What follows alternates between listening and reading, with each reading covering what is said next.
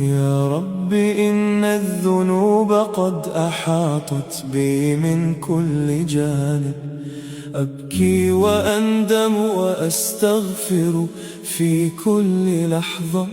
يا رب يا رب سامحني وارحم عبدك المذنب. قلبي منكسر والدمع لا ينتهي أبدا. الدنيا خداع والأمل فيها وهم كبير، تجري السنون والموت يقترب كل يوم.